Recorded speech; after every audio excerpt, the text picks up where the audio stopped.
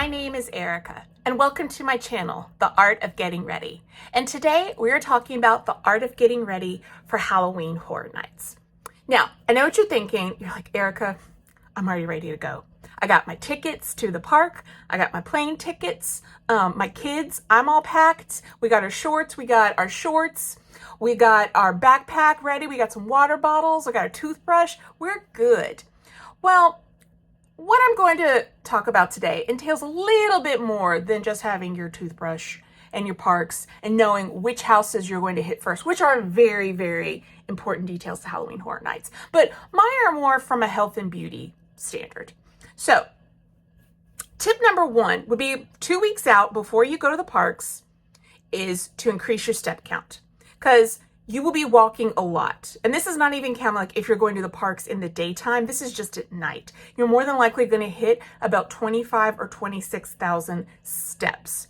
So it's going to help you a lot if you go buy groceries and you'll go and park at the back of the parking lot. And this is exercise that happens to you.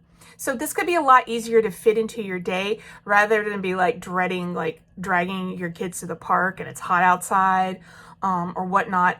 But things like parking in the back of Home Goods or TJ Maxx or Marshall's when you're out there buying your creepy Halloween stuff, or even just taking your dog for an extra stroll around the neighborhood, and bring your kids, bring your spouse, all that stuff. So try to get up each day to a couple more hundred steps than you had the day before. This is really going to help your stamina, your feet, your back, all that, especially if you're someone who has a job where you're sitting down all the time. If you work from home, you're not moving around as much. This would be very, very beneficial. And that will lead us to step 2. 2 weeks before, maybe not eat out until you get to the parks. Make that a commitment between you and your significant other or your spouse or just you and your roommate or your sibling that are going. Say, hey, we're not going to eat out until we go. Because this will help with the amount of money that you will save. There'll be like more treats, more drinks, more souvenirs you can buy in the park. And this will also help you with your stamina as well. If you're eating really good, eating your greens, eating lean meats, fish, what have you, fruits, berries, nuts, anything that's going to give you that a dense nutritional value into your body. Disclaimer, I'm not a doctor. I just feel that this is common sense. But these are things that are going to make you feel better and prep for going. You won't feel as run down, and you will feel a little bit better going into the parks. It will give you that energy and stamina. Especially if you're older and you're going to be eating plenty of like pizza fries, deep fried peanut butter and jelly sandwiches, hopefully this year, hopefully twisted taters, funnel cakes, like those frozen fruity drinks that are just like mostly sugar and no alcohol. You're going to get plenty of those. So you need to it's good to treat your body kindly and eat some good stuff 2 weeks out before you go.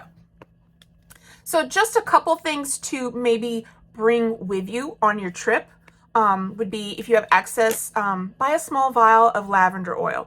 This is a really nice natural way to help ease and calm your anxiety if you're not really good around large crowds of people. And even better though too, and if you're still wearing a mask due to COVID, you can dab a little lavender oil inside of your mask and put it on and breathe in deeply before, after you put it in. Just put it on your mask to kind of ease your nerves and tensions. And also if you're not wearing a mask, maybe just keeping it in your car. I'm not sure book bag, because I don't know if the parks will let you in with a little bit of lavender oil, but just for you leave your house, your apartment, or your hotel room, just a little sniff to everyone just to kind of calm yourself before, because your adrenaline's already running high, because you know that you're probably going to get chased with a chainsaw. Someone's going to jump out of nowhere and scare the crap out of you. There are going to be bugs this year in some of the houses, which I'm so excited about, but I know that's probably a huge fear that a lot of people have. So lavender oil might help. And of course, a lot of people take a shot of liquid courage beforehand too. Hey, whatever kind of helps you with easing your anxiety. Tip number 4 would be, when you bring your water bottles, drink plenty of water because it's still hot out there, which you already know. But another good item to bring are liquid IVs. So this will kind of help you if you're already having a bunch of drinks with your friends, or you're already sweating a lot being in these huge crowds. I mean, if you're going in mid-September, it's going to be a doozy. So things like this will help, especially with you walking around so much, will deplete electrolytes and help you feel a little bit better as well. I think they're supposed to be pretty good for a hangover, so you might want to have a couple extra ones too to drink the next day as well. But you can easily find these at Publix and I think CVS. So those are also really nice ones to bring. Number 5, when you're not in the parks, try grabbing a salad, or if you go into Publix to get some stuff for your room, like some drinks and things, get some water, some bubbly water, like those little like things of fruit that they have in produce section, because you are eating so much salt and sugar and all these wonderful chemicals that will keep your body preserved when you die. You really need to kind of counteract, and it will kind of help you in the long run. And that's where I go into the next step, which you might want to purchase or carry with you. And this is Purelax, the generic version of Miralax. So this would be for all my older friends who might have trouble, or even younger friends who are poop shy. You know, there's no shame, okay? No shame in poop shaming someone or bathroom shaming, because a lot of people don't like to use public toilets. A lot of people are kind of like skittish, like literally, you know, kind of like verklempt about using a toilet that's not their own.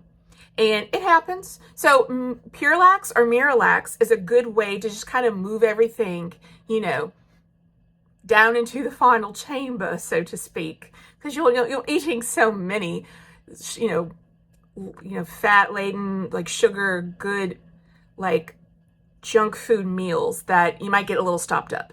And there's no shame in buying this. And it's actually really easy. A lot of my friends told me about this too. So I try to tell everyone about it. If you're feeling a little stopped up, or you're feeling that you're not going to be regular during the time that you're on vacation, Purelax, which is the CVS generic version of Miralax, is good because it's not gritty. It's just got like a little like slippery texture. One of my friends who has diverticulitis had told me about this. So it does work if you have something like that. I'm not sure with people who have IBS or anything like that. But just check with your doctor.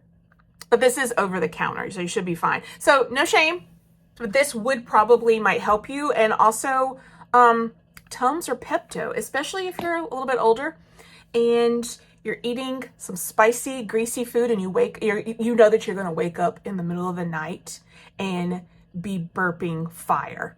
You're going to feel like a dragon. It's best to carry some of those as well. That will help you in the long run. And for a final tip, as you're leaving the parks, you are going to be so pumped with adrenaline still. You're going to be exhausted. Your feet are going to hurt. You might want to keep a little kit in your car or in your backpack, and probably keep a liquid IV, a water bottle, some Aleve, some Tylenol, and makeup wipes. Now, I don't necessarily like use these very much. These were like a free gift. I'd say much rather if you're looking like a drag queen out there in the parks, you got the full face of makeup on. That's me. I do a double step cleanse when I get back to the room. I do an oil cleanser, then I do like a regular facial cleanse, and I still do my routine. But some of you are like, screw it, I have to be at work at 8 a.m. tomorrow, or I'm still on vacation tomorrow. I don't feel like doing that. I'm exhausted because I've been in the parks all day as well. Have these wipes. You could get little travel wipes too at CVS, maybe at 5 or 6, and hand one to everyone in your car. Drink your water, drink your Aleve as you're slowly, because if you're leaving the parking lot, it's probably going to take you a long time to get out, and you don't want to have to be like, oh gosh, I have to go to the bathroom now. But this is going to help you just kind of get into a ritual where you're going to feel more relaxed as you get back to the hotel room. So wipe this off, because everybody's going to have a greasy face because you're hot. It's hot out there. You've probably eaten pizza fries or something else that's covered in grease. And so you're going to want to have something that feels refreshing And also, instead of playing, Metallica's Master of Puppets or Slayer's Season in the Abyss, put on some Enya or put on some really chill, like groove, like acid jazz, whatever you're into that's just chill. And that will really help take those cortisone levels a little bit lower. Disclaimer, not a doctor, just saying these are just tips and tricks to help you have the best vacation or best experience health-wise at Halloween Horror Nights. So, I hope you enjoy these tips. I hope that there's some new ones in here that you haven't thought of, and that will help you in your vacation, in your time out in the fog. So, I'm excited. I'm going this year in October, and I hope to see some of you out there in the fog. Take care. Be safe.